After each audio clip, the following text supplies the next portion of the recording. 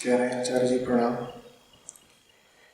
एकलव्य की कहानी सुनकर बड़ा दुख होता है कि द्रोणाचार्य जैसा स्वाभिमानी और श्रेष्ठ गुरु भी अपने स्वार्थ और पक्षपात के चलते श्रद्धावान एकलव्य से अन्याय करता है।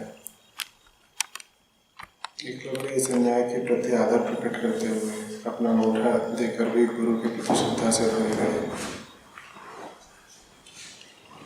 मेरी दृष्टि में एकलव्य का आदर ज्यादा है। मैं भी इसी तरह की घटनाएं कॉर्पोरेट जगत में रोज देखता हूँ, जहाँ पक्षपात की वजह से प्रतिभाशाली एम्प्लॉयज के विरुद्ध साजिशें होती हैं। जो प्रतिभाशाली एम्प्लॉय है वो अपने काम को ज़्यादा प्राथमिकता देता है, न कि अपने बॉस इत्यादि की चापलूसी को।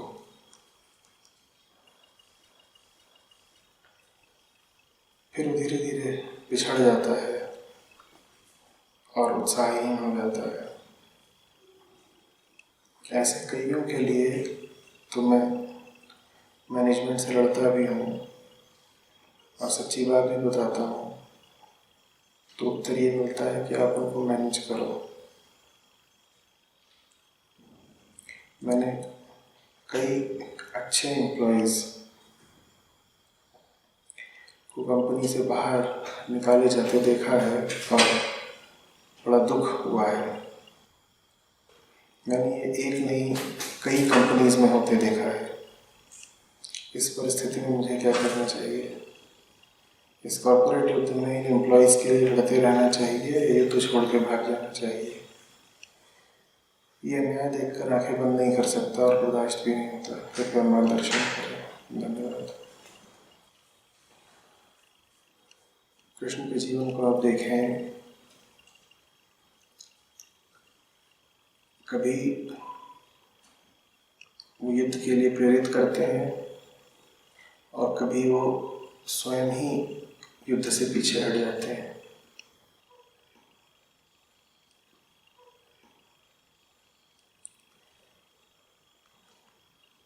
कभी वो शांति दूत होते हैं और कभी वो अर्जुन पर क्रोधित होते हैं कि वो भीष्म के विरुद्ध खुलकर क्यों नहीं लड़ रहा।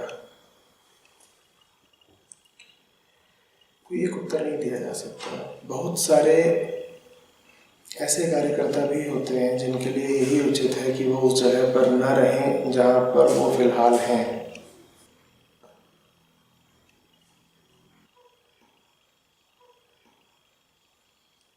वो अगर निकाले जाते हैं या वो स्वेच्छा से ही अपने ऑर्गेनाइजेशन का, कंपनी का,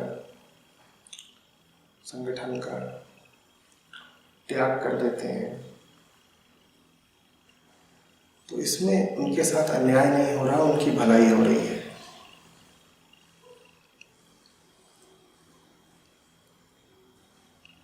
आदमी जहाँ पर है वहाँ पर रहने की आदत भी पाल लेता है। स्थितियाँ बुरी भी हों तो भी उस जगह से स्वेच्छा से नहीं हट पाता। ऐसे में कई बार पुराने जमे हुए पत्थरों को हटाने के लिए भूचाल चाहिए होते हैं, क्योंकि उस पत्थर तो जड़ हो गया है, वो पत्थर तो अपनी जगह बना चुका है। अब कोई बड़ी घटना चाहिए, धरती कपे, ये जरूरी है, तभी वो वहां से हटेगा।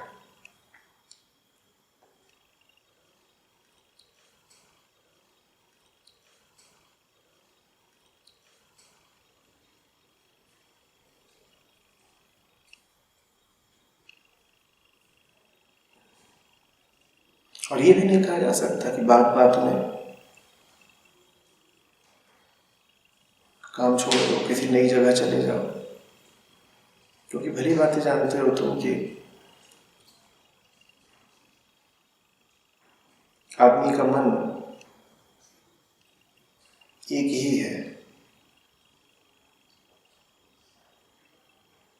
और इस नाते दुनिया में जगहें सारी और संगठन सारे भी तकरीबन एक ही हैं। तुम अगर अपने लिए किसी आदर्श जगह की तलाश कर रहे हो तो वो मिलेगी नहीं।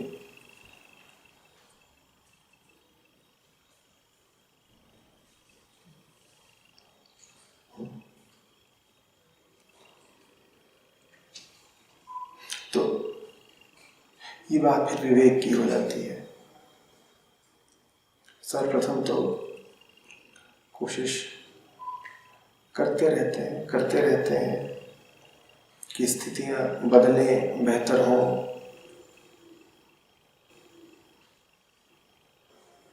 पर आप जहाँ पर हैं वहाँ रहने की प्रतिज्ञा नहीं कर सकते। एक बिंदु आता है जब आप कहते हैं कि अब यही उचित है कि नाता तोड़ा जाए, किसी नई जगह को आजमाया जाए। यह आपकी ईमानदारी के ऊपर है कि नाता तोड़ने से पहले आप जी भर के, जी जान लगा के जहाँ है वहीं पर स्थितियां ठीक करने की कोशिश कर रहे हैं या नहीं, ये बात कोई और नहीं बता सकता, क्योंकि कोई फॉर्मूला नहीं है।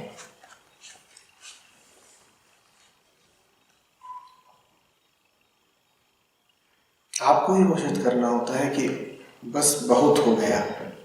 अब आप कब कहेंगे कि बस बहुत हो गया, ये कोई और कैसे बताए।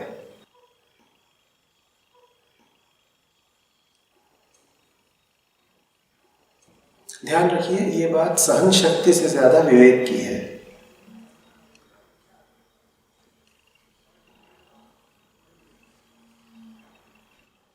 कम देर रहेगी तवे पर तो कच्ची रह जाएगी, ज्यादा देर रह गई तो जल जाएगी।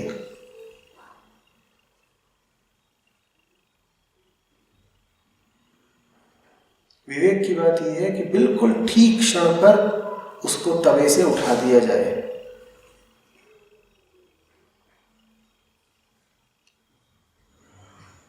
चाहे रोटी की बात हो या रोजी की बात हो,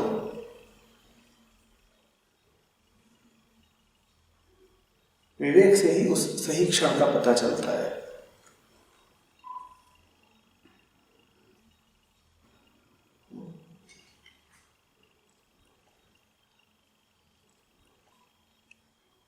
एक छोटा सा सूत्र है,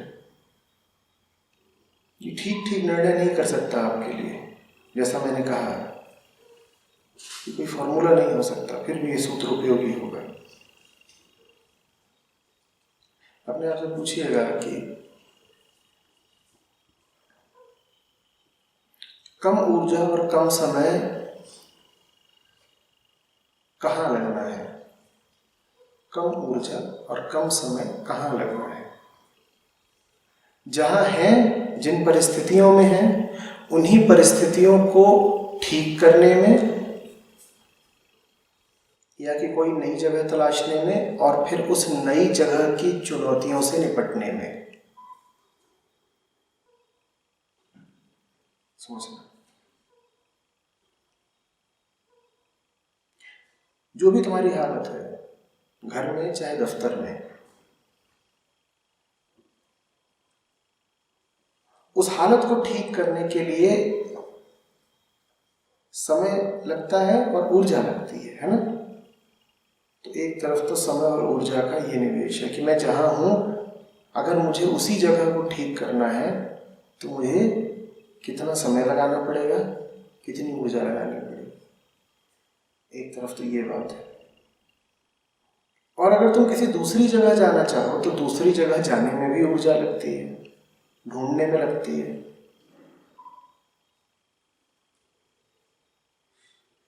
दूसरी जगह जाकर के रमने में, बसने में भी समय लगता है। और फिर जब वहां रम जाओ, बस जाओ, तो पता चलता है कि उस दूसरी जगह की अपनी दूसरी चुनौतियां हैं जो पिछली जगह पर नहीं थी, उसमें भी ऊर्जा लगती है।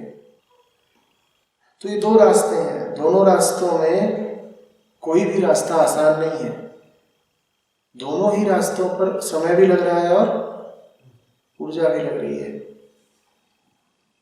तो दो पलड़ों पर,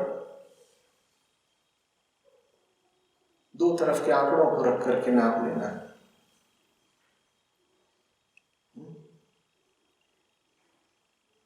वृत्ति पर मत जाना।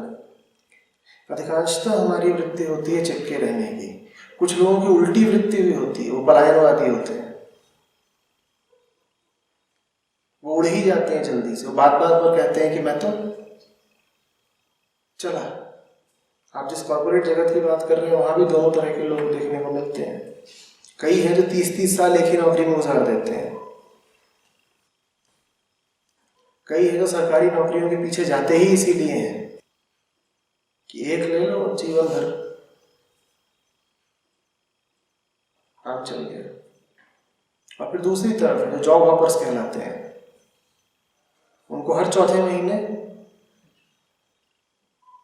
कोई दूसरी नौकरी चाहिए। न इधर की बात करी जा सकती है, उधर की बात करी जा सकती है। मैं कह रहा हूं जो भी तुम्हारी वृत्ति है उस वृत्ति पर मत जाना, विवेक से निर्णय लेना।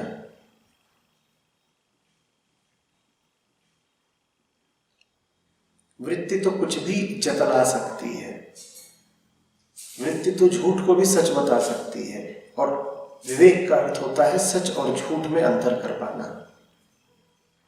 तुम हो कहीं पर, वहां थोड़ी सी तुम्हें तकलीफ आई, और अगर उड़ भागने की, पलायन की तुम्हारी वृत्ति है, तो वृत्ति तुमसे कहेगी ये जगह बहुत ही घटिया है, चलो भाग चलो।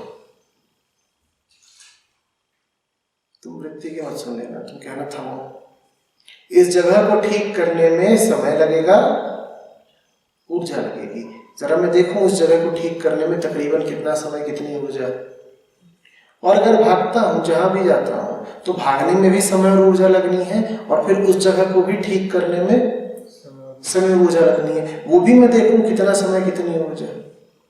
और जब दिखाई दे कि पलड़ा एक तरफ को झुक गया है, तो जिधर को झुका हो पलड़ा उधर को तुम भी झुक जाना। वृत्ति पर मत चलना बस।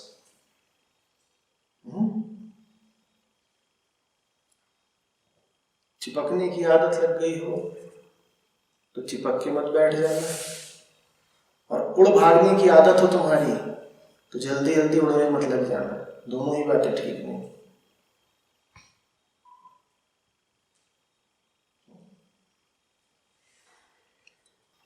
कह रहे हैं नमन आचार्य जी, मुझे समस्या आती है वैराग्य को अपने पारिवारिक जीवन के साथ जीने में।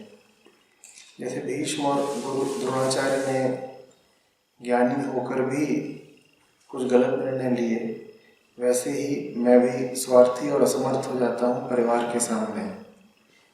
परिवार के सामने सारा ज्ञान विलुप्त हो जाता है और अहंकार प्रबल।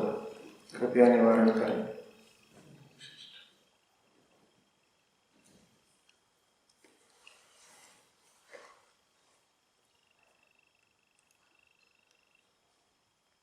किस तल पर जवाब दूं?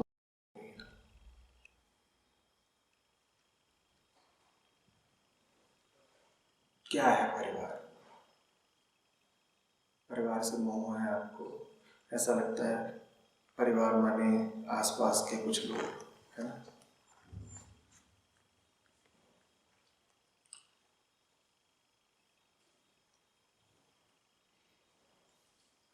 माँ बाप, दादा दादी, नाना नानी, भाई बंधु, पत्नी पति, बच्चे,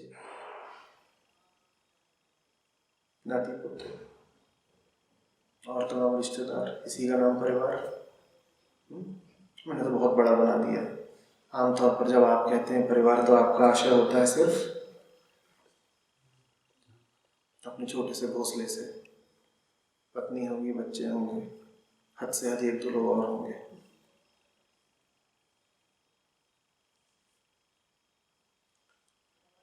जितने भी लोग हैं जिनके सामने आप कह रहे हैं कि आप असहाय हो जाते हैं, जिनको आपने नाम दिया है परिवारियों का, इन सब में साझी बात क्या है? ये आपसे कैसे जुड़े हुए हैं?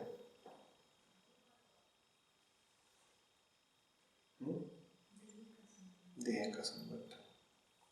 तो जो आप कहते हो कि आप परिवार को महत्व देते हो, तो वास्तव में आप किसको महत्व देते हो?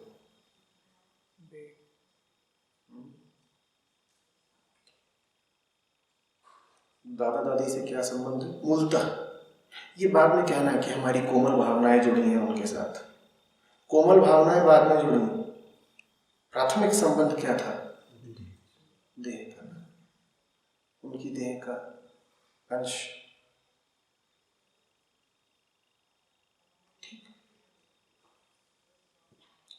और अगर देह का रिश्ता न होता सर्वप्रथम, तो ये कोमल भावनाएं भी जुड़ती क्या?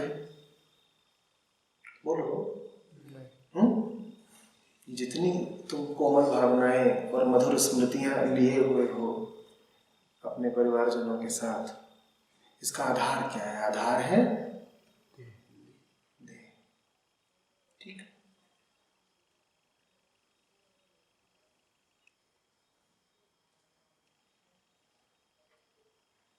पति को बता दिया जाए कि पत्नी घर आएगी पर देह का कोई रिश्ता नहीं बनने वाला, ब्याह होगा? बोलो। कोमल भावनाएं कहाँ गई?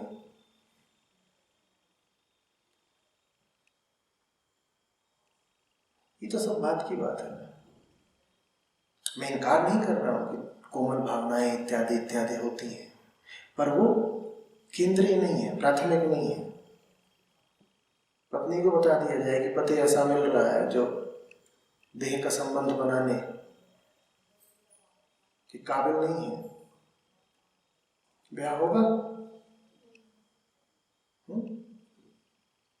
कानून तक उस ब्याह को अमान्य घोषित करने के लिए तैयार बैठा है। पत्नी को जाकर के न्यायालय को बस ये बताना है कि पति नपुंसक है, न्यायालय कहता है ब्याह निरस्त, खत्म। सिद्ध और करना है कि अरे जाओ अपने अपने रास्ते। ब्याह कैसा, जब देह से देह मिल ही नहीं सकती और जब संतान ही नहीं पैदा हो सकती, तो ब्याह कैसा?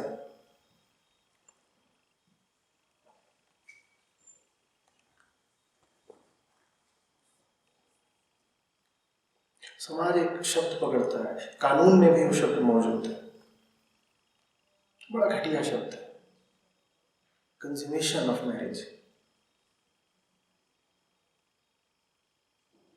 और ये शब्द मात्र सामाजिक नहीं है, कानून की किताबों में भी मौजूद है।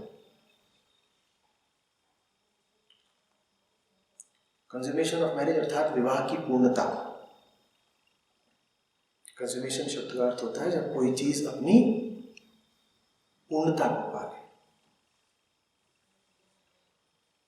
कंज्यूमेशन ऑफ मैरिज किसको कहते हैं? जब पति पत्नी दैहिक रूप से जुड़ जाए, जब देह का रिश्ता बन जाए, जब संभोग हो जाए, तब माना जाता है कि अब मैरिज, अब विवाह कंज्यूमेटेड हुआ। नहीं तो उसको माना जाता है कि रिश्ता अभी अधूरा है, विवाह अभी हुआ ही नहीं पूरा। और ये बात कानून भी मानता है।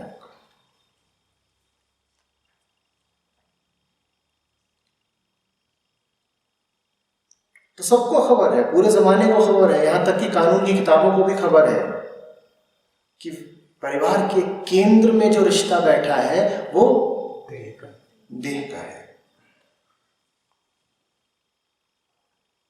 जिसमें देह भाव जितना सघन होगा, जो जितना ज्यादा देहाभिमानी होगा, वो इस देह के परिवार को उतना ज्यादा महत्व देगा। समझो बात को, परिवार से अध्यात्म कभी दुराव नहीं रखता। अध्यात्म तो कहता है वसुधैव कुटुंबकम, पूरी वसुधा ही परिवार है मेरा।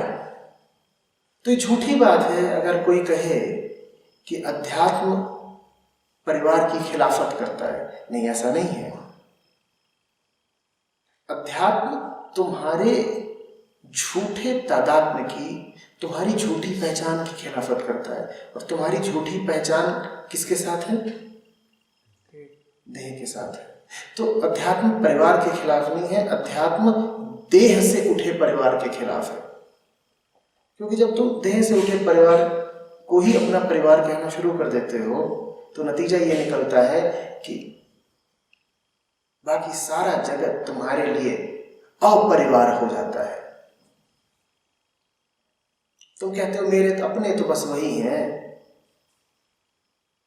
जिनसे मेरा शरीर का संबंध हो। और शरीर में भी समझना, जब हम कहते हैं शरीर का संबंध तो ऐसा लगता है जो आंखों का संबंध हो, जो मस्तिष्क का संबंध हो, जो हाथ का संबंध हो। परिवार के मूल में जननेंद्रियों का संबंध है। तो परिवार माने कुछ ऐसे लोगों का समूह जहां लिंग का और योनि का नाता चल रहा है। तो जो अपने आप को जितना ज्यादा लिंग समझेगा वो उतना ज्यादा देह के परिवार के आसक्त रहेगा। जो स्त्री अपने आप को जितना ज्यादा योनि मात्र समझेगी वो उतना ज्यादा परिवार परिवार चिल्लाएगी। और उसके लिए परिवार का मतलब होगा वही 2-4 लोग बस। और वो 2-4 लोग क्यों? क्योंकि इनसे मेरा जननेंद्रियों का और गर्भ का रिश्ता है। आपको बार बार मेरी बात कर रही होगी, आपको लग रहा होगा मैं कोई बहुत ही निष्ठुर कठोर बात बोल रहा हूं। आप बार बार फिर उसी पुराने जुमले को लेकर के आएंगे, कोमल भावनाएं मधुर स्मृतियां, कोमल भावनाएं मधुर स्मृतियां। मैं आपकी कोमल भावनाओं और मधुर स्मृतियों का सम्मान करता हूं। गोलू छोटा सा था और आपने सजा वजा के एक सुंदर सा एल्बम बनाया उसका, और उस एल्बम के साथ आपकी बड़ी मीठी यादें जुड़ी हुई हैं। मैं उन यादों का सम्मान करता हूं। मैं सिर्फ आपका ध्यान आकृष्ट कर रहा हूं इस ओर कि दुनिया के हर बच्चे को आप गोलू नहीं बोलती, दुनिया के हर बच्चे को आप सजाती संवारती नहीं है। आपको बच्चा वही अच्छा लगता है बस जो आपके गर्भ से निकला हो। और गर्भ से बच्चा पैदा हो उसके लिए आवश्यक है कि पहले संभोग हो, आपके गर्भ में वीर्य की बूंद पहुंचे, भ्रूण तैयार हो। इन सब बातों से फिर आपको प्राथमिक रूप से लगाव है।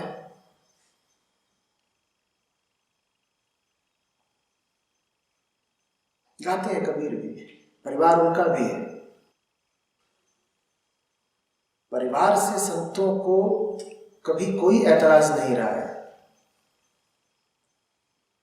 ये जो देह को इतना महत्व दिया जाता है इससे ऐतराज रहा है।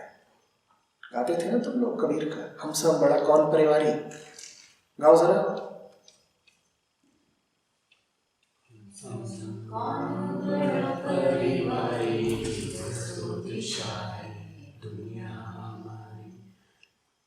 हम सब कौन बड़ा परिवारी, 10 दिशा है दुनिया हमारी। ये संतों का परिवार है। इस परिवार का आधार क्या है? संत खुद बताते हैं, अगर आगे के बोले याद हो तो। याद है कुछ? 10 दिशा दुनिया तब होती है जब, जैसे कबीर कहते हैं कि क्षमा नारी होती है,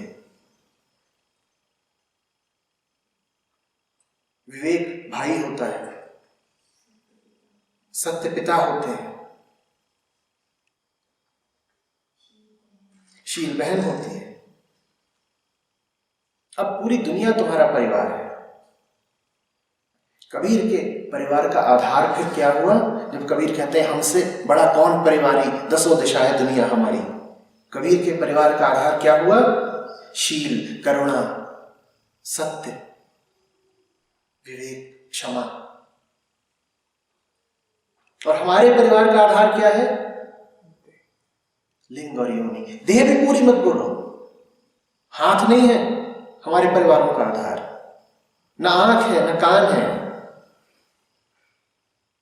वास्तव में वासना जब छाती है तब तो आंख कान सब बंद हो जाते हैं। वासना जब छाती है तब तो समूची देह ही एक विशाल लिंग बन जाती है। ना आंख बचती है, ना कान बचता है, मस्तिष्क तो बचता ही नहीं, पूरे शरीर में लिंग मात्र बचता है। ये हमारे परिवार का आधार है।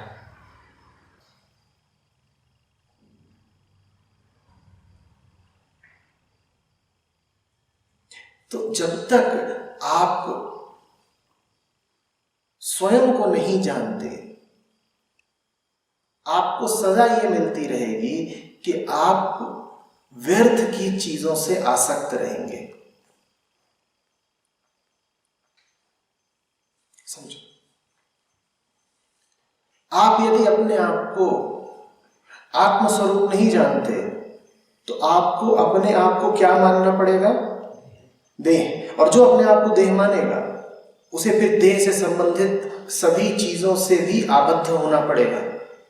तुम्हें अपनी देह से बड़ा मोह है तो फिर तुम्हें कलाई के कंगन से भी मोह होगा, क्योंकि मुझे सर्वप्रथम किससे मोह है?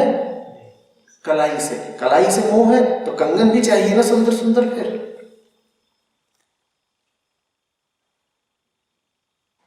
देह से बड़ा मोह है तो फिर इस देह के लिए एक सुंदर घर भी चाहिए। घर में कौन रहती है? आत्मा तो रहती नहीं। घर में कौन रहता है? देह रहती है। तो फिर जिन्हें देह से बहुत मोह होता है वो उस देह के लिए जीवन भर लगा देते हैं एक घर खड़ा करने में। लाखों करोड़ों के कर्ज उठाएंगे, 20 साल तक किश्त चुकाएंगे। किसके लिए? देह के लिए घर खड़ा किया जा रहा है। खुद बेघर है, देह को घर दे रहे हैं। तुम्हारा घर तो एक है।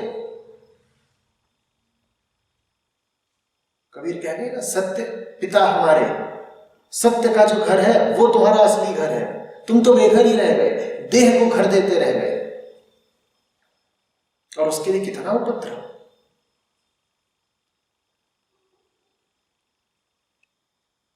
फिर देह संबंधित जितनी चीजें होंगी उसमें फंसे रहोगे। स्वाद किसको चाहिए? देह को चाहिए। तमाम तरह कि आराम और भोग किसको चाहिए? देह को चाहिए। देते रहो देह को। देहाभिमानी होने की सजा तुम्हें पल पल मिलती है, और सजा यही भर नहीं है कि 4-5 लोग जिनको तुम परिवार कहते हो तुम उनसे आसक्त रहोगे। तुम अपने कपड़ों से भी आसक्त रहोगे।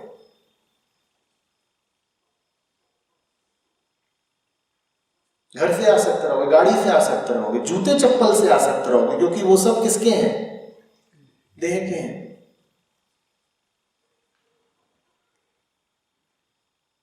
उम्र को लेकर डरे डरे रहोगे, मृत्यु का भय सताता रहेगा, क्योंकि जहां देह है वहां मृत्यु है। आत्मा की तो मृत्यु होती नहीं, और देह प्रतिपल मृत्यु की ओर ही अग्रसर। देह मान लिया तुमने अपने आप को, तो अब मौत से घबराते भागते रहो।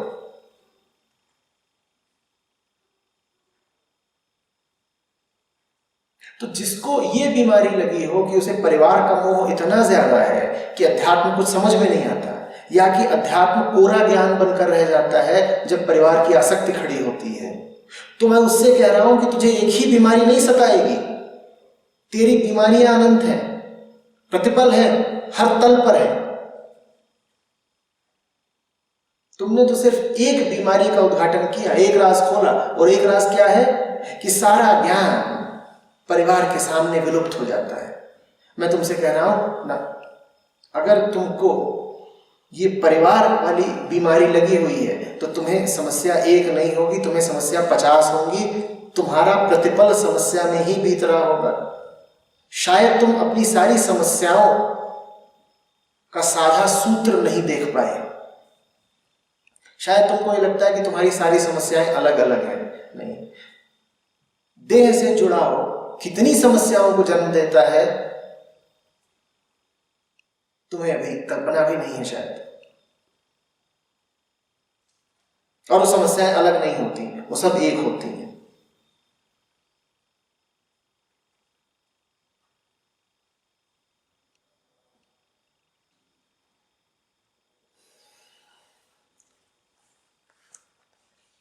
बात समझ रहे हो?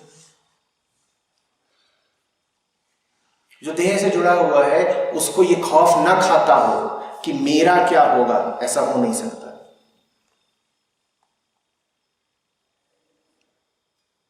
तो ये दोनों खौफ एक हैं।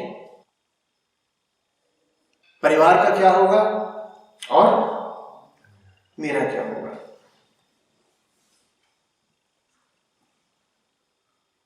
दोनों ही डरों में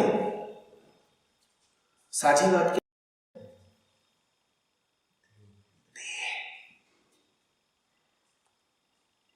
देह की बस्ती है हमारी।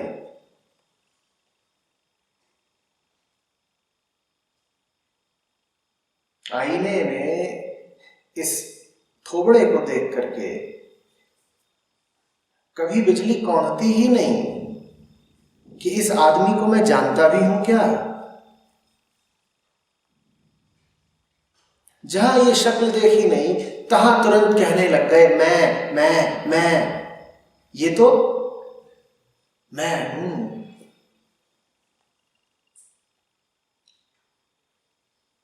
कभी यकायक जिज्ञासा उठती ही नहीं, ये मैं हूं तो रोज कैसे बदल जाता हूं।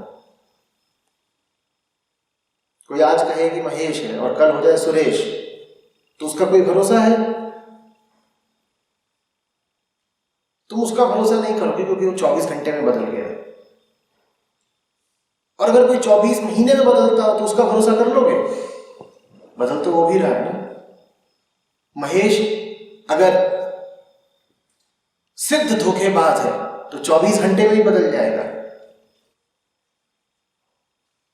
तुम्हारा भी बदलाव लगातार है पर वो 24 महीने में पता चलता है। तो तुम फिर कैसे भरोसे के काबिल हो गए? देह तुम्हारी कैसे भरोसे के काबिल हो गई?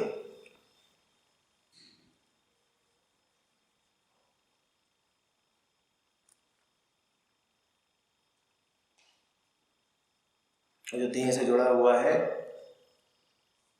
उसे देह संबंधित एक दूसरी विपदा का भी सामना करना पड़ता है। उस दूसरी विपदा का नाम है मन। तन और मन एक है। जो देह से जुड़ा हुआ है वो फिर देह से जितने रस रसायन लगातार निर्मित और उत्सर्जित हो रहे हैं उनसे भी जुड़ा रहेगा।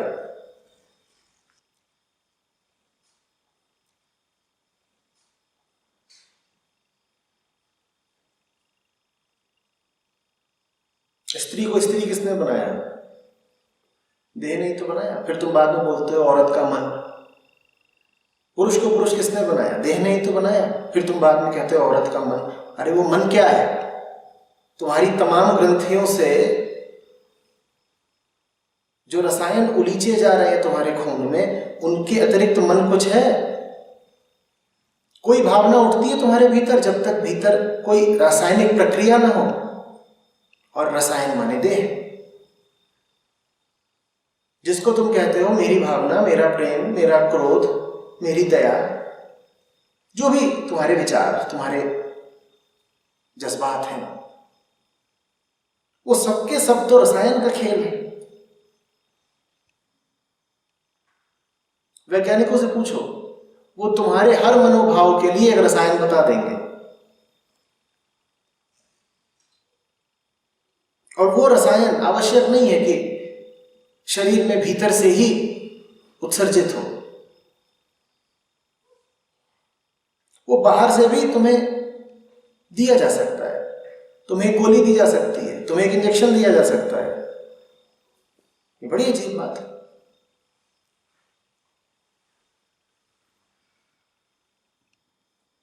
अभी एक इंजेक्शन लगा दिया जाएगा, जाकर के माँ के पांव पकड़ के रोने लगोगे, माँ माँ माँ माँ। तुम में वत्स भाव जाग जाएगा, तुम बेटे हो जाओगे।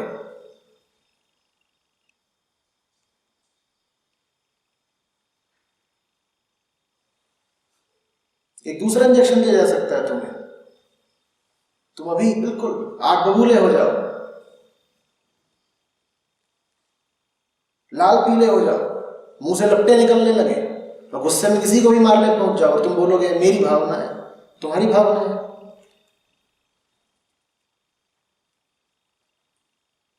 अब परिवार की बात करते हो, अभी एक इंजेक्शन दिया जा सकता है कि तुम्हारा परिवार और बढ़ जाए। काम वासना कोई आंतरिक चीज होती है क्या? एक इंजेक्शन लगेगा और जैसे कोई पागल सांड हो, उन्मत्त, कामोन्मत्त, और गाय के पीछे भागता हो, ऐसे भागोगे स्त्रियों के पीछे। और यही हाल स्त्रियों के लिए भी है, उनके भी शरीर में जब रसायन दौड़ने लगते हैं तो वो भी फिर उन्मत्त होने लगती है। ये तो तुमने खूब देखा ही है, सड़क के जानवरों में देखा होगा, उनके मौसम आते हैं, वो मौसम आया नहीं, किन्नर मादा बिल्कुल व्याकुल हो जाते हैं मिलने के लिए, फिर उनका भी वंश बढ़ेगा, उनका भी परिवार आएगा। ये है देह का खेल। ये तुम्हें पसंद आ रही बातें सब सुनने में? बोलो, ये सब बातें बड़ी गरिमामयी, बड़ी शोभनीय लग रही हैं?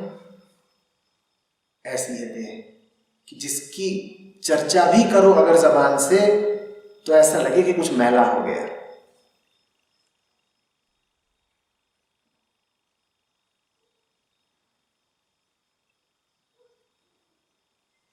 और लगे रहते हो, मेरा बेटा, मेरी बेटी।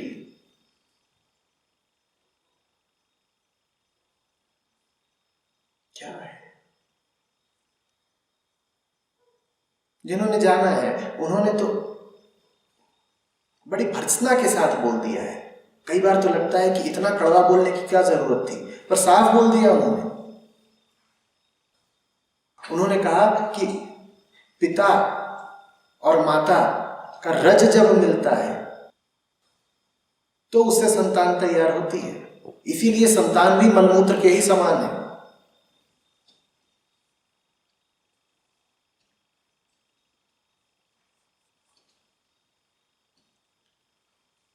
मैं नहीं कह रहा हूं तुमसे कि तुम उनकी बात से सहमत हो जाओ, पर जिन्होंने कहा है उनका इशारा पूरी तरह तो व्यर्थ नहीं होगा ना। कुछ तो तुमको समझाना चाह रहे होंगे। मत करो स्वीकार उनकी बात को, पर एक बार जरा सद्भावना के साथ उनकी बात सुन तो लो। वो क्यों कह रहे हैं? वो कह रहे हैं जैसे तुम शरीर से मलमूत्र इत्यादि उत्सर्जित करते रहते हो, उन्हीं द्वारों से तुम एक दिन संतान भी पैदा कर देते हो। तो इस देह का मलमूत्र से ज्यादा क्या महत्व है, क्योंकि उन्हीं द्वारों से ये देह भी एक दिन सामने आ जाती है।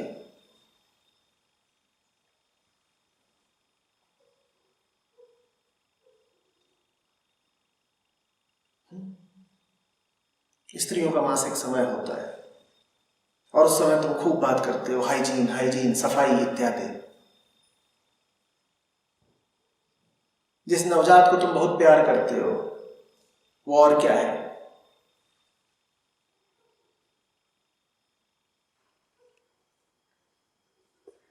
स्त्री के गर्भ से जिस प्रकार रक्त बहता है उसी प्रकार एक दिन एक शिशु भी पा जाते हो तुम।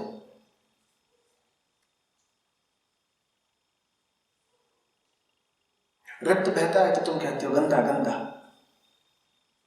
और शिशु पा जाते हो तो कहते हो वाह क्या अनुपम वरदान है।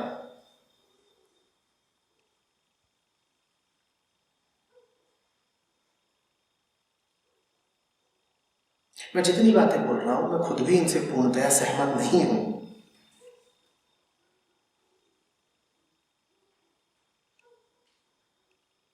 पर अतिशयोक्ति में जाकर बात इसलिए करनी पड़ रही है क्योंकि तुमने एक दूसरी अतिशयोक्ति पाल रखी है।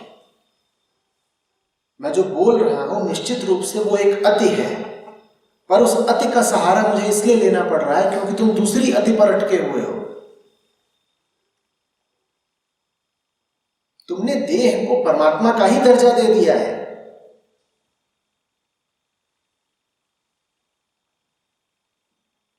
और यहां तक कि तुम ये संस्कार भी अब पाल चुके हो कि जो देह के माँ बाप हैं इनको तुम कहने लग जाते हो कि यही भगवान है, यही गुरु है।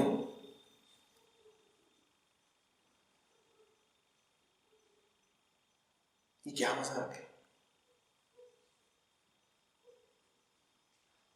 स्त्रियां पतियों को परमेश्वर बोल रही हैं, तुम पगला गई हो।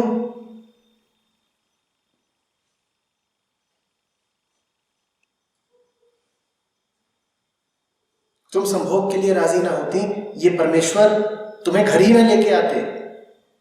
ये कौन सा परमात्मा है जिसकी रुचि बस बाजा बजाने में है? हमें तो पता था कि परमात्मा का नाम मौन है। ये कौन सा परमात्मा है जो गाने बजाने में इतना यकीन रखता है, बजाए ही जा रहा है।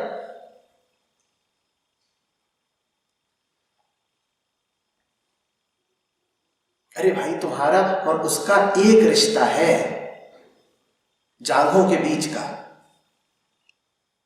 और उस रिश्ते के बाद के साथी रिश्ते हैं सारे। और वो पहला रिश्ता ना बने तो मैं फिर कह रहा हूं, जांच लेना। मैं जानता हूं मेरी बात सुनने में अच्छी नहीं लग रही होगी, पर जांच लेना। वो पहला रिश्ता ना बना होता तो और रिश्ते नहीं बन पाते।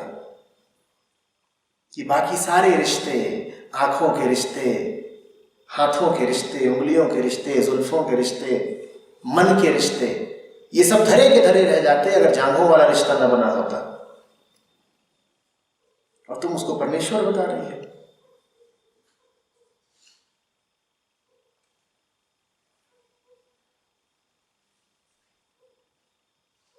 तुमने देह को परमात्मा के समतुल्य रख दिया।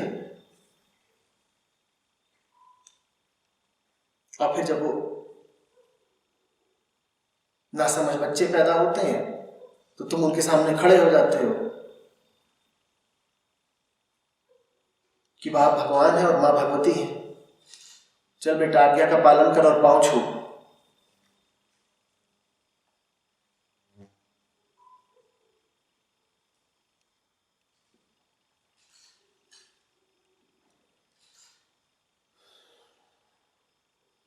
और फिर इस किस्से को तुम नाम देते हो मेरा सुंदर परिवार।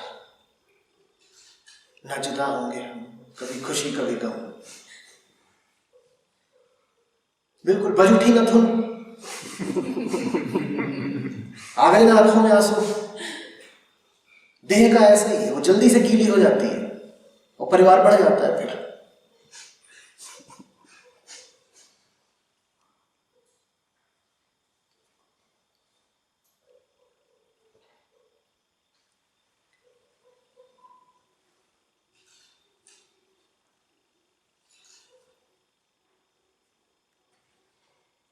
तुमने अपना छोटा सा कुनबा बना करके अगर बड़ा पुण्य किया है, उसी को तुम अपना मंदिर बताते हो। और लोग हैं वो अपने घर को कहते हैं मंदिर है हमारा। ये तुमने बड़ी अनूठी बात करते हैं।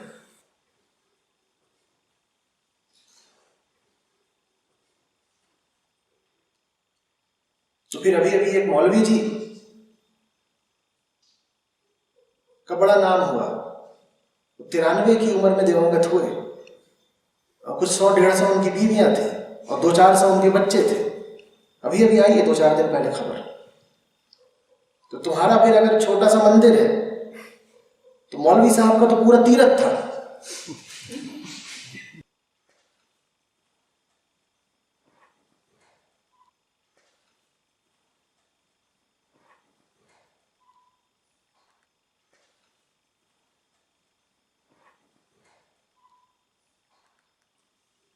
लगे हुए अर्धांगिनी, कैसे कैसे तुमने नाम गढ़ लिए। अर्धांगिनी कैसे हो गई भाई तुम्हारी वो?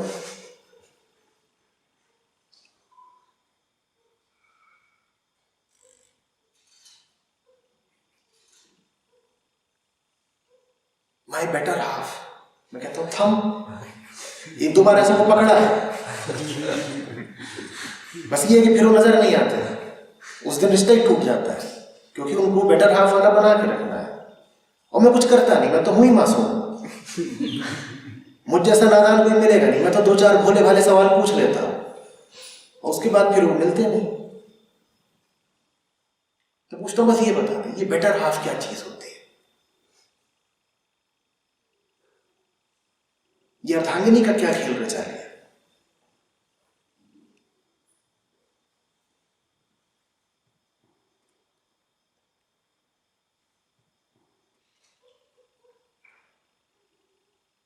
एक सज्जन मिले, वो अर्धनारीश्वर की तस्वीर लेके घूम रहे थे। वो विदेश के हैं, स्कॉटलैंड के थे, वहीं पैदा हुए, वहीं के ऋषिकेश आया करते हैं। तो दिखाई कि देखिए, लोग आचार्य, this is what really touches me about India. मैंने कहा तू रुका पहले, मैं कही तस्वीर ही गलत है। तो शिव शक्ति आधे आधे नहीं है,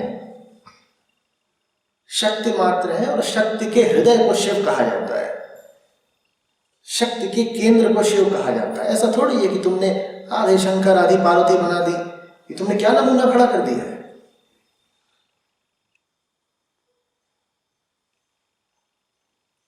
ये जो तुम बना रहे हो और बेच रहे हो और पूजा कर रहे हो, ये वास्तव में शिव का अपमान है, शक्ति का भी अपमान है। अगर तुमने वास्तव में शिव को समझा होता तो तुम शिव को और शक्ति को कभी इस तरह से निरूपित नहीं कर सकते थे। शक्ति मात्र है, जगत शक्ति का प्रसार है, जगत शक्ति का नृत्य है। और शक्ति के निराकार केंद्र का नाम है शिव।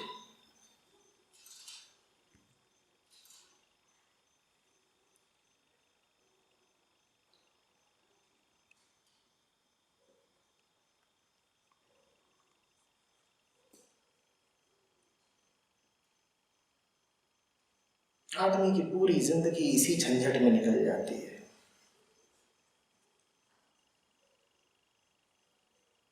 क्यों? क्योंकि समय काटने के लिए कुछ तो चाहिए ना।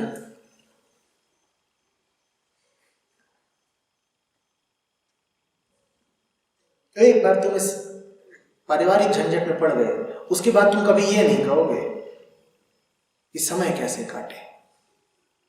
उसके बाद कम से कम जिंदगी से एक शिकायत हमेशा के लिए मिट जाएगी कि समय अधिक रहता है, कि दिन काटे नहीं कटता। जिनको ये समस्या हो दिन काटे नहीं कटता, उनको बस ये छोटी सी सलाह है, जाओ शादी कर लो। अब ऐसे चक्कर में फंसोगे कि 10 जन्म कम पड़ेंगे। तभी तो जब वो फेरे लिए जाते हैं तो कहा जाता 7 जन्म। वो बात तुम समझे नहीं क्यों कही जाती है 7 जन्म, क्योंकि अब जो चक्कर शुरू होने वाले हैं वो 1 जन्म से सिमटने से रहे।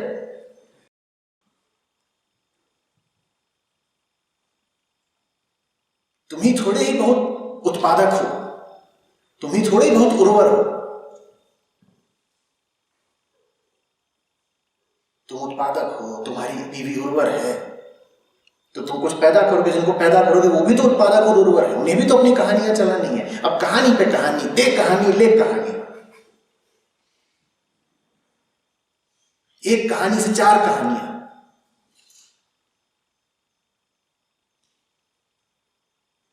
अब सुलटाते रहो कहानियों को, जब तक तुम्हें लगेगा 20, 25, 35 साल बाद कि तुम्हारे जो 2-4 बच्चे थे वो किसी तरीके से निपटे, तो तब तक तुम पाओगे कि 10 और पैदा कर चुके हैं। और अगर तुम्हारा देह का रिश्ता अपने बेटे से है तो ऐसा हो नहीं सकता कि तुम्हारा देह का रिश्ता पोते से ना हो। जो आदमी बेटे से आसक्त है वो पोते से भी आसक्त होगा। तो जिस तरीके से बेटे के साथ लगाए 20-40 सवाल, पोते के साथ भी लगाओ, फिर पर पोते के साथ लगाओ। आज तुम लोग महाभारत की बात कर रहे थे, देखा ना भीष्म को, वो और क्या करते रहे। कौरवों के पांडवों के वंश पे वंश आते रहे, वो खड़े हुए बस उनकी तीमारदारी कर रहे हैं, सेवा करे जा रहे हैं, रुकने के नहीं, उनका अपना कुछ नहीं।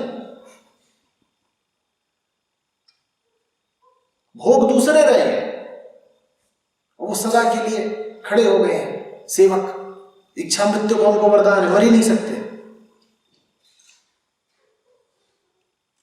शाश्वत सेवा कर्मी हस्तिनापुर के सिंहासन के आगे हाथ जोड़े खड़ा है कि अब भाई जो भी आता जाएगा उसकी सेवा करता जाऊंगा। 7 जन्म भी कम है, ये चक्कर कभी नहीं पूरा होने का। भला हुआ जो कृष्ण ने मुक्ति दिला दी भीष्म को, नहीं तो उन्हें मुक्ति कभी मिलने की नहीं थी। वो चाहते थे हस्तिनापुर का सिंहासन निरापद हो जाए, वो निरापद कभी होता ही नहीं, क्योंकि परिवार नाम की संस्था का ही दूसरा नाम आपदा है। एक नहीं 50 महाभारत हो जाए तो भी झगड़े निपटने के नहीं। भला हुआ जो भीष्म तर गए युद्ध के बीच में ही, क्योंकि अगर वो इंतजार करते कि युद्ध निपट जाए तो युद्ध कभी नहीं निपटने का था। उन्होंने बीच में ही कह दिया बेटा, और मैं तुम्हें बता देता हूं इतनी जोर की उनको चोट लगी नहीं थी।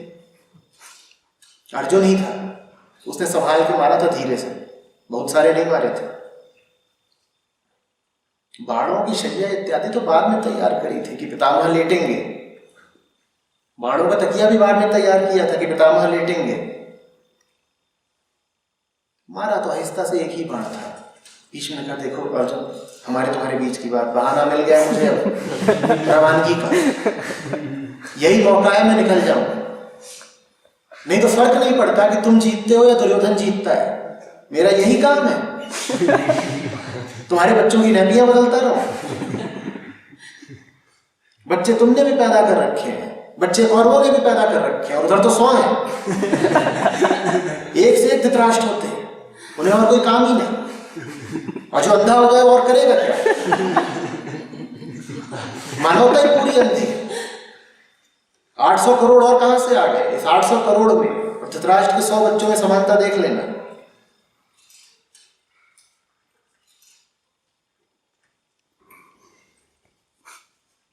बोले बेटा यही मौका है, तू घोषित कर दे कि पितामह गए, और अब तुझे जिससे लड़ना हो लड़, मैं हटूंगा तो कर्ण अंदर आएगा, मेरे कारण कर्ण भी नहीं आ पाता था। तू इन सबके साथ सुलझा और मुझे अब जरा इस स्थल से थोड़ी दूर ले जाकर के लेटा दे। मैं सूर्य के उत्तरायण में जाने की प्रतीक्षा करूंगा और उस दिन विदा ले लूंगा।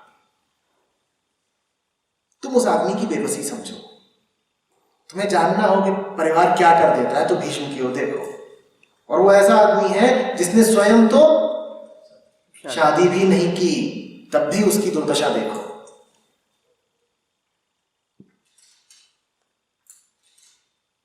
अगर तुम थोड़ा गणित लगाओ और जोड़ो कि महाभारत के युद्ध के समय भीष्म की आयु क्या रही होगी, तो तुम भौचक्के रह जाओगे। महाभारत के युद्ध के समय भीष्म की आयु कम से कम 85 वर्ष की है, और दूसरे आकलनों के मुताबिक उनकी आयु हो सकता है 100 वर्ष से ज्यादा की भी हो। ये कर देता है परिवार। 85 साल, 90 साल, 100 साल के आदमी को भी छोड़ता नहीं है। चल रही है चक्की, चलती चक्की देख के दिया कबीर रोए।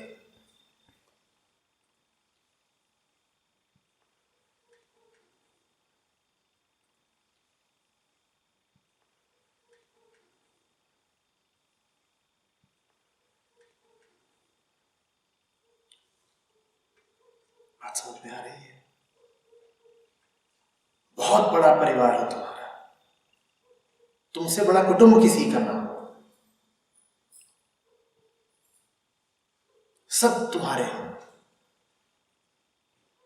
दुनिया के एक एक प्राणी को तुम सहोदर ही मानो। सुंदर शब्द है सहोदर, और सहोदर का मतलब ये नहीं जो एक ही स्त्री के उदर से पैदा हुए हो। सहोदर का अर्थ होता है कि हम सब एक ही मां की संतान हैं। बड़ी मां, सब सहोदर है तुम्हारे। तुमने कैसे अपने आप को कह दिया कि मेरा ब्याह नहीं हो रही, तो मैं बड़ी अकेली अनुभव करती हूं, और खास तौर पर स्त्रियों के साथ ही समस्या। 30-35 बार हुई नहीं कि उनको अकेलापन सताने लग जाता है। ये अकेलापन इत्यादि कुछ नहीं है। ये गर्भ बोल रहा है, ये तुम्हारे शरीर में बहते तमाम रस और रसायन बोल रहे हैं।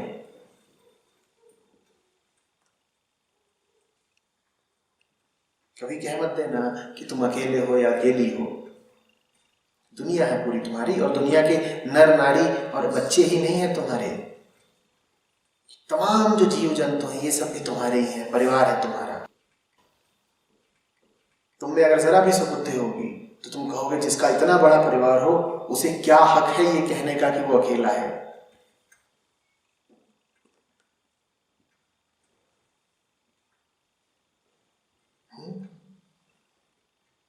पर देखो फिर वही देह संबंधित अहंकार।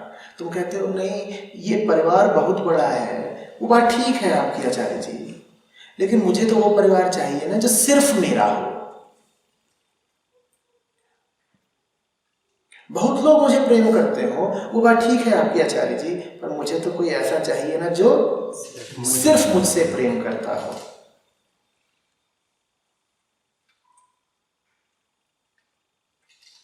अब तुम पर दया की जाए या चमाट दिया जाए,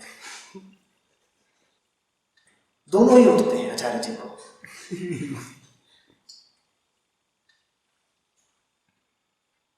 हाथ उठता है तो कभी आशीर्वाद देने का मन करता है, और कभी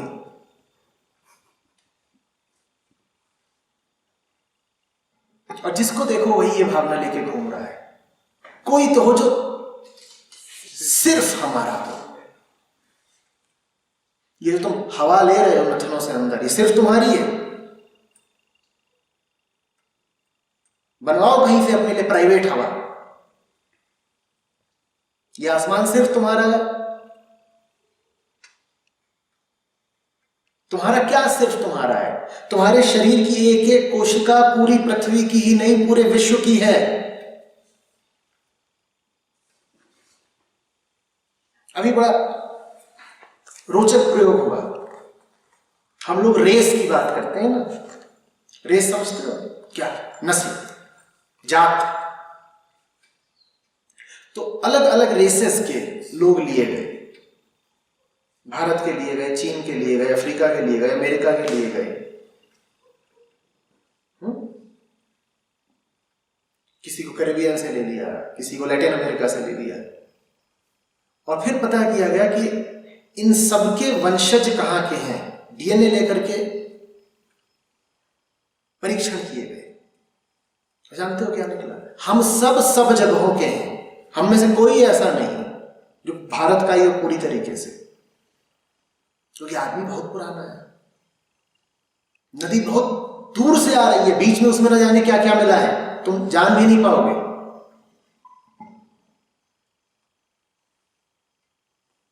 जो गोरा समझता हो कि वो सिर्फ गोरा है, वो भ्रम में है। उसके शरीर में काला भी बैठा हुआ है। जो काला समझता हो सिर्फ काला है, वो भी भ्रम में है। उसके शरीर में गोरा भी बैठा हुआ हो। अरब वाला अगर सोचता है सिर्फ अरब का है, तो अपने आप को बहला रहा है। उसके शरीर में चीनी भी बैठा हुआ है।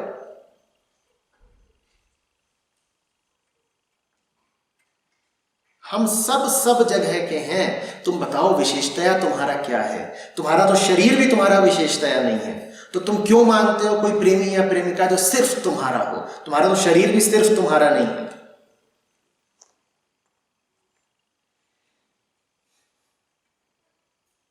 और आत्मा वो तो होती ही है निर्वैयक्तिक, इम्पर्सनल। वो तुम्हारी कैसे हो गई? न शरीर तुम्हारा है, न आत्मा तुम्हारी है, न परमात्मा तुम्हारा है। तो फिर ये तुमने कहां से नई मांग रख दी कि मेरा पति सिर्फ मेरा हो, मेरी पत्नी सिर्फ मेरी हो? बताओ बताओ बताओ।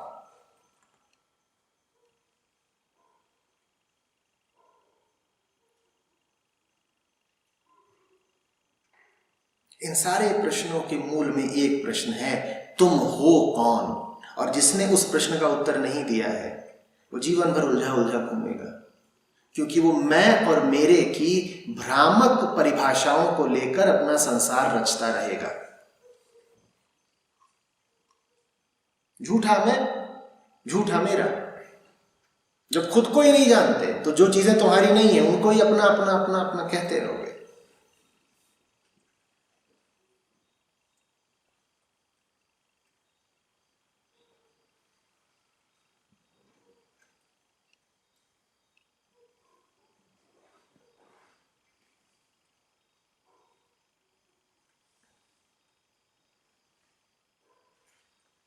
मुक्त स्वभाव है तुम्हारा, क्यों एक छोटे से घेरे में अपने आप को कैद करते हो? देने वाले ने जब तुम्हें सारे जहान की सल्तनत दी है, तुम क्यों 2000 स्क्वायर फीट में अपने आप को बांधे हुए हो? देने वाले ने तुमको दुनिया का बादशाह बनाया और तुम बोलते हो 2 BHK।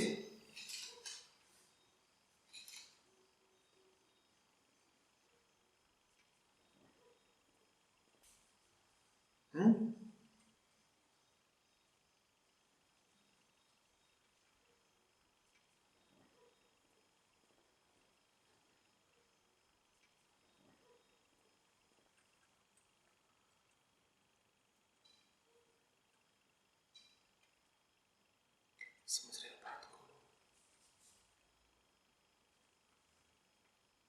देह जितना मानोगे अपने आप को उतना लफड़ों पचड़ों में फंसोगे।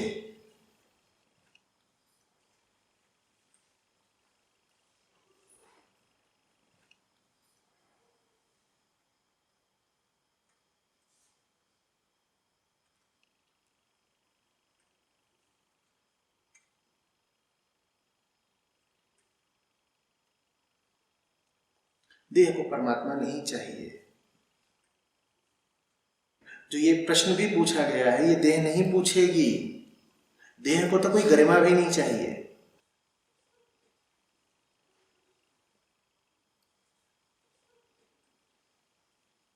देह को बोध नहीं चाहिए।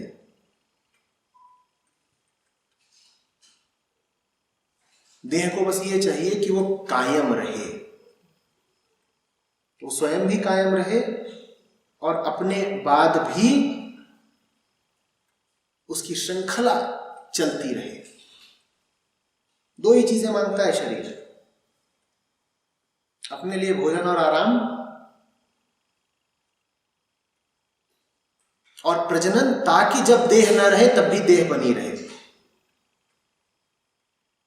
इन 2 चीजों के अलावा देह कुछ नहीं मांगती। अब बताओ, देह बन के जीना है? देह बन के जीना है तो फेंक दो सारी किताबें। किताब मांगती है क्या देह?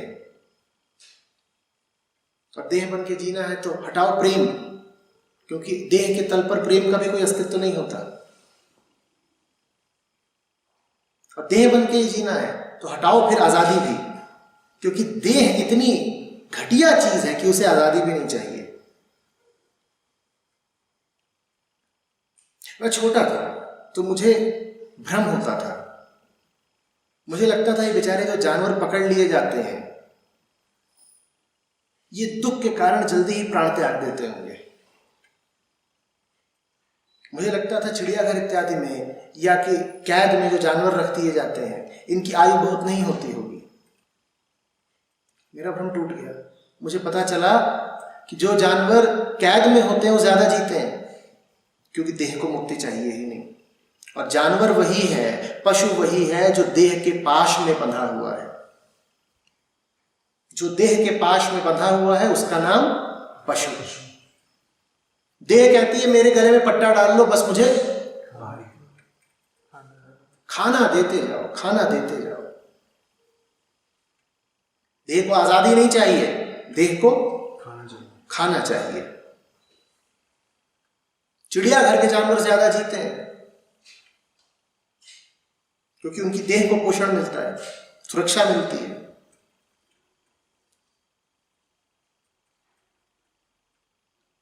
घरों के पालतू पशु ज्यादा जीते हैं, जंगल के पशु कम जीते हैं, क्योंकि देह आजादी मांग ही नहीं रही। देह कह रही है गले में पट्टा डाल लो, खाना दोगे ना। देह बन के जीना चाहते हो? बोलो बोलो।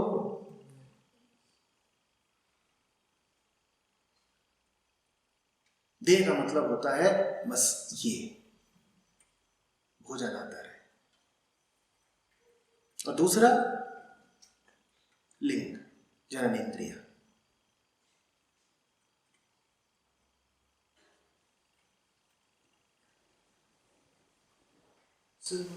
शरीर से फिर मन उठता है, मन बाकी चीजें मांगता है, फ्रीडम भी मांगता तो इसका अर्थ ये है कि बाकी चीजें भी जो मन मांग रहा है, अगर हम सिर्फ मन की बात कर रहे हैं, वो सब कुछ मूलतः यही है।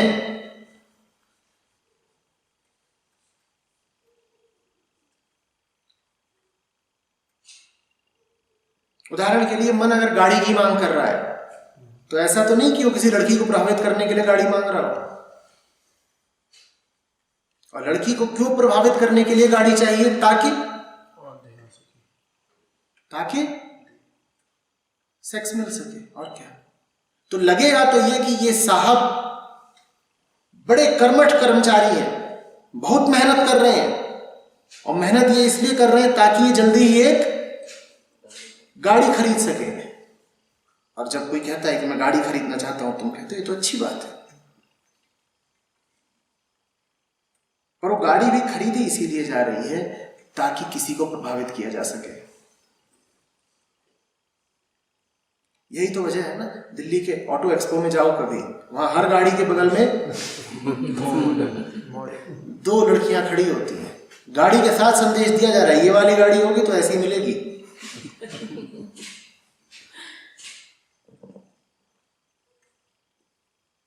जब आप किसी किताब पढ़ने का मन करता है, कहानी पढ़ने का मन करता है, वो इसलिए करता है क्योंकि मात्र देह हो ही नहीं तुम। देह का बस चले तो सारे उपनिषदों में आग लगा दे। इसीलिए देखते नहीं हो, जैसे ही यहां से उपनिषद फूटने शुरू होते हैं, तुम्हारी देह सोनी शुरू हो जाती है।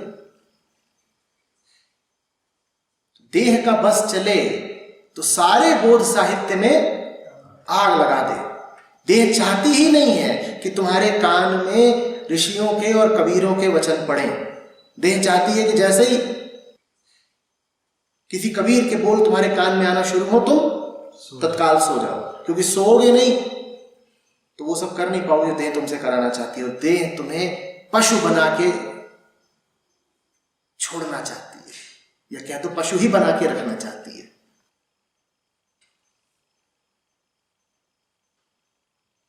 जो आदमी भजनों में सोता हो, सत्संगों में सोता हो, उसकी एक बात पक्की होगी, उसे भोजन से बहुत प्यार होगा, क्योंकि देह उसकी और चाहती क्या है? खाना। और दूसरा, वो लड़कियों के पीछे बहुत भागता हो, क्योंकि देह की यही तो बातें कही हमने। उसको क्या चाहिए? भोजन, आराम और सेक्स। तो ये वो आदमी होगा जो भोजन की खातिर कुछ भी कर सकता है। वो आदमी जो कभी भी सो सकता है बेहोश की तरह, सारा काम धाम छोड़ के, धर्म छोड़ के सो जाएगा। और तीसरी चीज, ये वो आदमी होगा जिसे सेक्स बहुत चाहिए।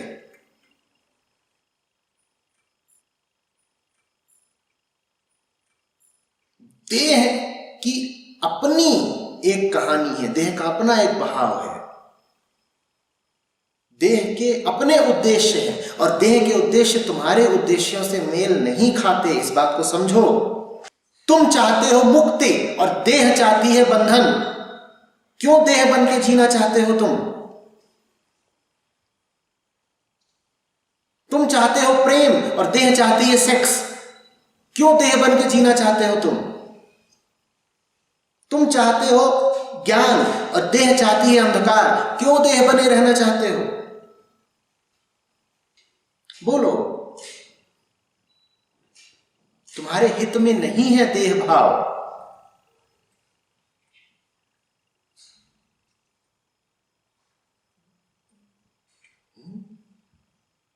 इसीलिए हर साधक को, हर तपस्वी को पहली और आखिरी लड़ाई अपने खिलाफ लड़नी पड़ती है। और अपने से क्या आशा है? देह के खिलाफ। इसीलिए साधना में शरीर का इतना महत्व है। कभी कोई साधक शरीर को सुखा डालता है, देखा है? वो कहता है कम खाऊंगा, कम खाऊंगा। कभी कोई तमाम तरह के योगाभ्यास करता है।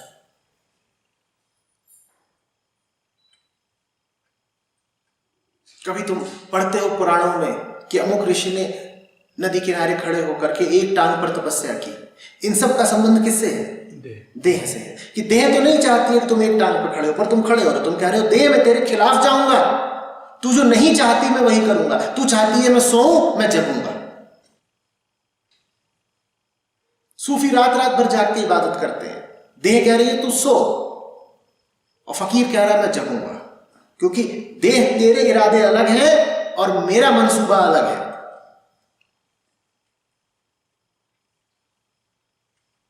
तेरा मेरा कोई साम्य नहीं है। मैं तेरे कहने पे चलने लग गया तो मैं कहीं का नहीं रहूंगा।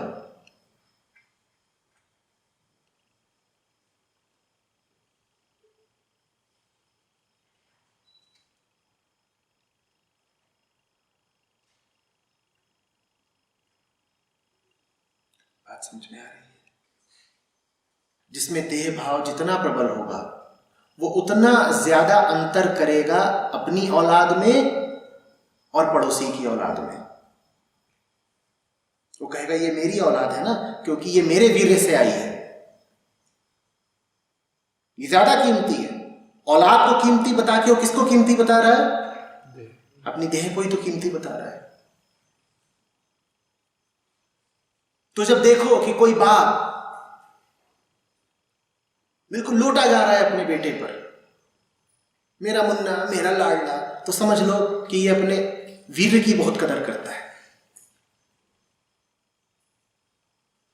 वीर्यवादी है।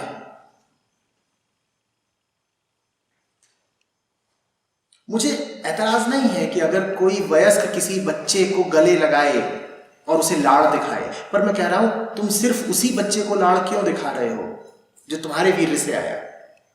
पड़ोस के बच्चे में और सड़क के बच्चे में तुम्हें दुर्गंध आती है क्या?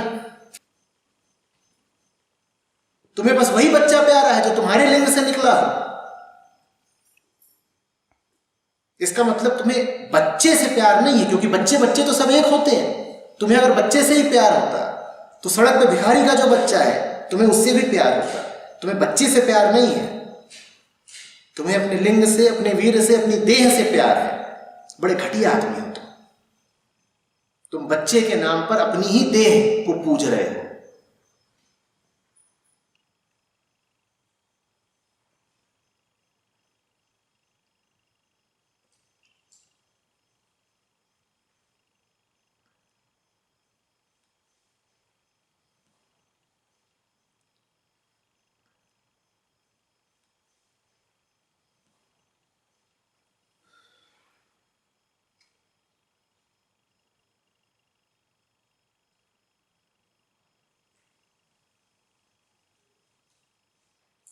मैं जो बातें कह रहा हूं वो बहुत लोगों को आहत कर रही होंगी।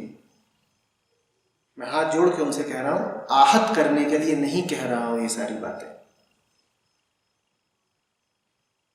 आपको चोट लग रही हो तो दुख है मुझे, लेकिन और कोई उपाय नहीं है। हम पुराने अंधेरों में इतने डूबे हुए हैं कि कभी कभार चोट करनी पड़ती है।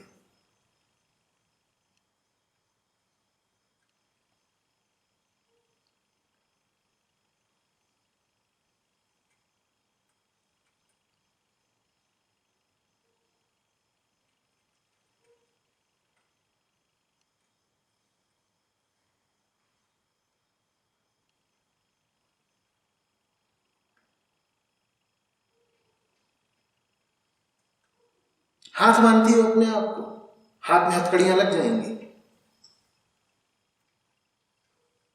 हाथ तो तैयार बैठे हैं ना, आओ हथकड़ी लगाओ। आत्मा में लग सकती है हथकड़ी, तो बताओ फिर कौन बंधक बनाएगा उसे जो देह नहीं है?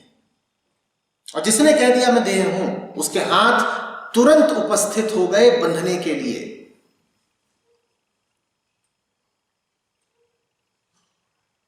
अब बहुत कुछ किया जा सकता है तुम्हारे साथ, तुम्हें चोट पहुंचाई जा सकती है, क्योंकि देह तो सदा तैयार है ना चोट खाने के लिए।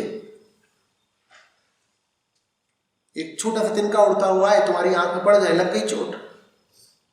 तो जो अपने आप को देह मानेगा वो जीवन भर चोटिल रहेगा, क्योंकि देह को तो लगातार चोट पड़ती ही रहती है। और आवश्यक नहीं है कि कोई तिनका आए, कोई गाली भी तो आ सकती है, लग गई चोट तुमको।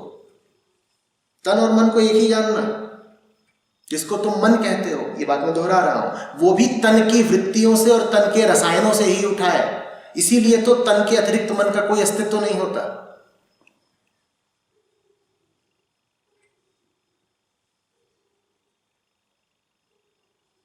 तिनका आया तो चोट लग गई, गाली आई तो चोट लग गई। जो अपने आप को तन मानेगा वो जीवन भर घाव में जिएगा, उससे मवाद गिरता रहेगा, उपस में सड़ेगा।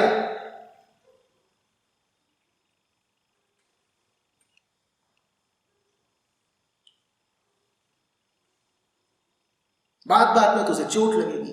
जिन्हें चोट बहुत लगती हो, जो जल्दी जल्दी घायल हो जाते हो, वो जान लें कि उन्हें शरीर से बहुत अनुराग है।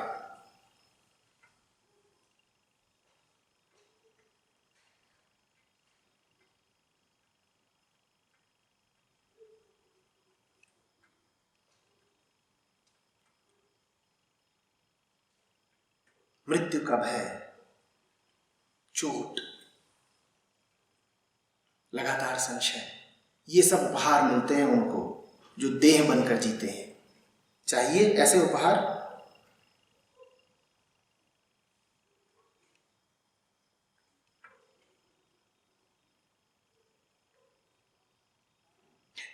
क्या रिश्ता होना चाहिए फिर आदमी का देह के साथ? देह को संयोगिक मानो। क्या मानो? संयोगिक, केंद्रीय नहीं। कि जैसे चलते फिरते कोई मिल गया और अब तुम्हारे साथ चल रहा है।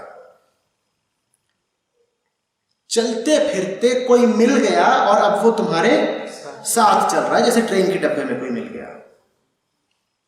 देह ऐसा संयोग है, कुछ देर रहेगी तुम्हारे साथ, जैसे ट्रेन का सहयात्री रहता है कुछ देर तुम्हारे साथ।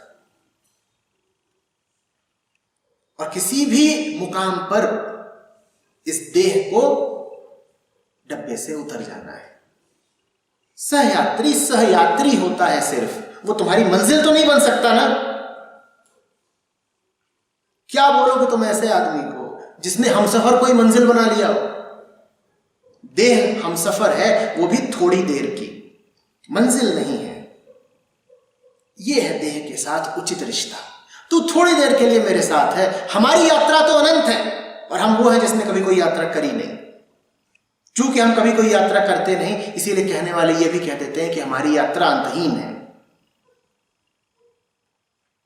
और देह, उसकी यात्रा तो सीमित होती है।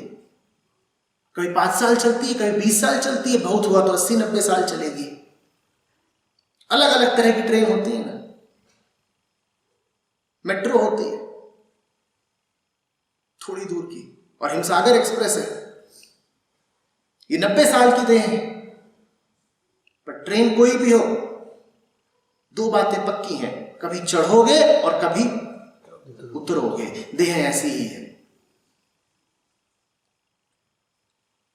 क्या तुम उसके मुंह में पड़ गए जो बस संयोगवश तुम्हारे डब्बे में आकर बैठ गया था, और डब्बे में ही तुमने ब्याह रचा लिया, डब्बे में ही तुमने खानदान खड़ा कर लिया, और फिर जब सहयात्री उतरने लगा तो तुम रोने लगे, बोले ये क्या हुआ, मेरा तो घरौंदा टूटा।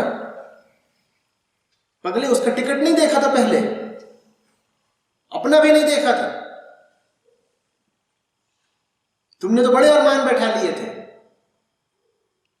तुम्हारे मन में तो कहानियां ही कहानियां, और कोई कहानी पूरी होती नहीं। दिखा दो मुझे एक आदमी जो अपनी कहानियां पूरी करके मरा हो। कहानी सदा अधूरी रह जाती है। पिक्चर चल रही होती है, तुमको मध्यांतर में ही बाहर फेंक दिया जाता है। अजीब बात, बैठे सुन रहे हो कहानी कहानी, और कहानी नहीं पूरी हुई, तुम्हें बीच में ही उठा के रख दिया गया, चलो बाहर। वो भैंसे पर कोई लेने आया है तुमको, काला कलूटा सा गदा लिए हुए, काफी आउटडेटेड है, पर मानता नहीं, लेने आ गए। तुम कह रहे हो हमारी तो कहानी चल रही है, हमारी निजी कहानी, शो चल रहा है। शो का क्या नाम है? मेरा परिवार।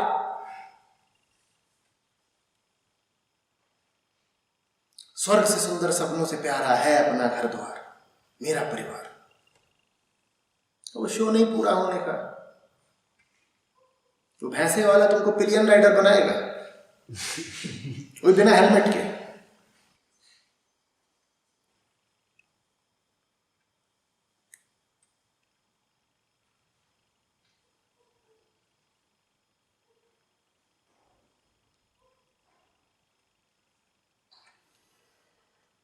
एक दफे मैंने कहा था, लोगों ने पोस्टर बना दिया, तुम्हारे जीवन पर जो हक पूरा दिखाते हैं वो मौत के वक्त कहां छुप जाते हैं। जब तक तो जी रहे हो कहते हो परिवार के आगे बेबस हो जाता हूं। हाँ, जी रहे हो तो ये परिवार तुम्हारी जिंदगी में पूरा हक दिखा रहा है, ये करो वो करो, यहाँ जाओ, इतने बजे घर वापस आ जाओ, ये बैठो वहां खाओ, ऐसा करो वैसा करो। जब मरोगे तो ये सब साथ जाएंगे तुम्हारे, तभी क्यों छुप जाएंगे। अभी तो ये इतना हक दिखाते हैं जैसे कितने सगे हो तुम्हारे, मौत के समय भी ये सगे रहेंगे तुम्हारे।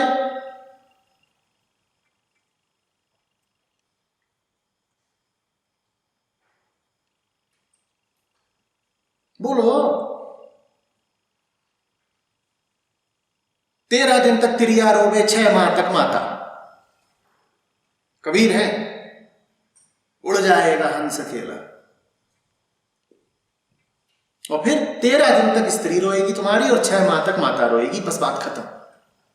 और जब तक जी रहे हो तब तक ये खून पिए हुए हैं तुम्हारा कि तुम ही तो हमारे सब कुछ हो और हम ही तुम्हारे सब कुछ हैं, हमारे लिए जियो।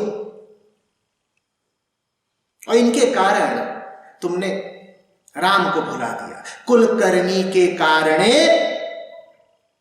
ठीक ही रह गए हो राम।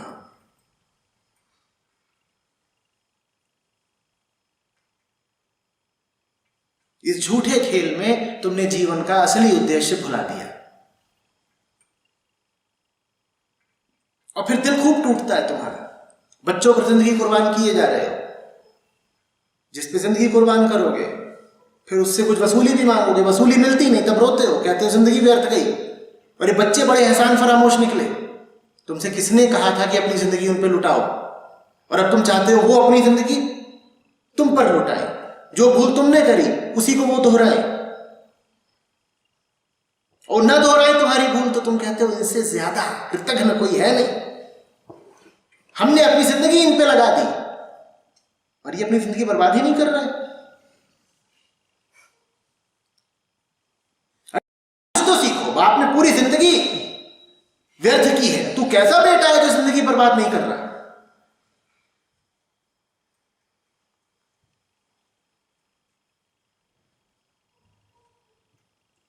फिर तुम्हारे भीतर बड़ी शिकायत उठती है।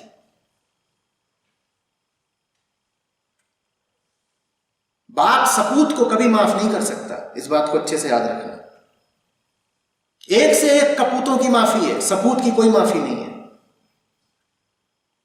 बेटा बिल्कुल ही नालायक, बल्कि कहो कि हरामखोर भी निकल जाए तो भी बाप कहेगा नहीं नहीं कोई बात नहीं, अभी बच्चा है, 45 का ही तो हुआ है, सुधर जाएगा, नन्हा सा तो है। मम्मा मम्मा करके आता है, मां का आंचल पकड़ लेता है, सिर्फ 45 का है, कोई बात नहीं। पर बेटा अगर सपूत निकल गया, बेटा अगर बुद्ध निकल गया तो बाप उसे माफ नहीं करने वाला। तमाम कहानियां हैं, कौन जाने, पर एक कहानी कहती है कि बुद्ध पहुंचे थे जब अपने घर वापस, और वो बुद्ध है अब, सिद्धार्थ गौतम नहीं। बाप ने तमाम शिकायतें की, उलाहना पे उलाहना। कोई तो कहता है कि थप्पड़ ही जड़ दिया था, इतना तो नहीं किया होगा लेकिन ताने जरूर मारे होंगे। और बुद्ध भौचक के खड़े, बुद्ध बाप से कह रहे हैं तुम्हें पता भी है वापस कौन आया है, तुम्हें पता भी है मैं कौन हूं, तुम्हें पता भी है कि जो गया था घर छोड़ के, महल छोड़ के, वो नहीं वापस आया है। पर बाप ऐसे बात कर रहा है, अरे तू ही बेवकूफ निकल गया, देख उधर देखो, पड़ोस के राज्य वाले को देख, उसके 3 बच्चे भी हो गए, तू ही रह गया बस। अब तक तो तू चक्रवर्ती सम्राट बन गया था, ज्योतिषियों ने बोला था कि चक्रवर्ती बनना था, अपॉर्चुनिटी रह गई, तेरा करियर खराब हो रहा है, बता रहा हूं तुझको। और फिर वो गए बीवी के पास, और बीवी बोल रही है प्रियवर ऐसा क्या मिल गया जंगल में जो महल में ना मिलता। और बुद्ध निरुत्तर खड़े बोल रहे इसको जवाब कौन दे। बड़ी सुंदर लंबी कविता है, द लाइट ऑफ एशिया, पढ़ना, बुद्ध के ऊपर। उनमें यही कह रही है यशोधरा, प्रियवर, यदि सत्य सर्वत्र है तो जंगल में ही क्यों खोजा, मेरे बिस्तर पे क्यों नहीं? वो तो सब जगह मिलता है ना। अजीब बात, सबकी माफी है, बुद्धों की माफी नहीं है, क्योंकि बुद्ध देह से ऊपर उठ गया। और खास तौर पे बुद्ध का परिवार बुद्ध को कभी नहीं माफ कर पाएगा, क्योंकि बुद्ध का होना ही परिवार के मुंह पर तमाचा है।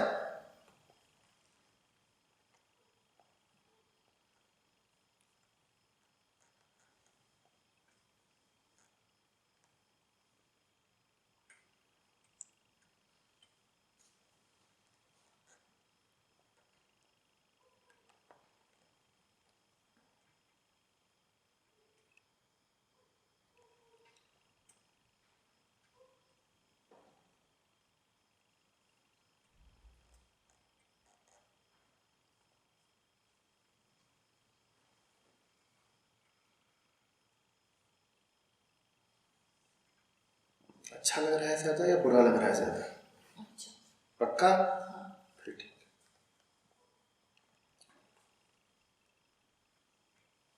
थोड़ा थोड़ा बुरा लग रहा है ना? अब ये बेईमानी की बात नहीं, सच में नहीं लग रहा है? थोड़ा बोलो कि बुरा लग रहा है, लेकिन अच्छा ज्यादा लग रहा है। नहीं, मुझे बुरा लग ही नहीं रहा है। अरे तो सच फिर तुमने में। कुछ सुना ही नहीं, फिर तो मेरे सारे बाण व्यर्थ गए। मैं इतनी कोशिश कर रहा हूं कि तुम्हें कुछ बुरा लगे।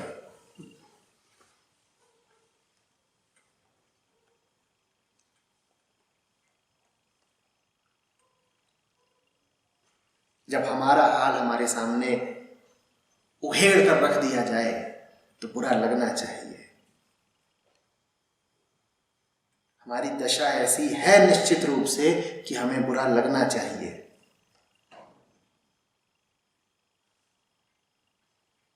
हाँ, भीतर कुछ और भी रहे जो कहे कि बुरा तो लग रहा है, लेकिन उस बुराई से ज्यादा कहीं अच्छाई है, ये भी हमें दिख रहा है।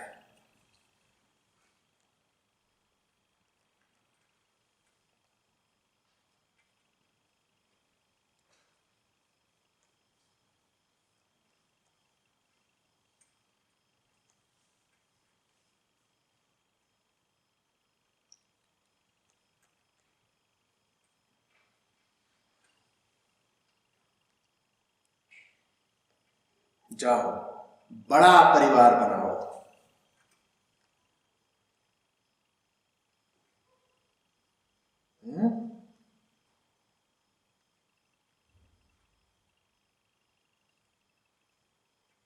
बड़ा परिवार, नन्हा सा घोंसला, राई भर बिल मत बनाओ।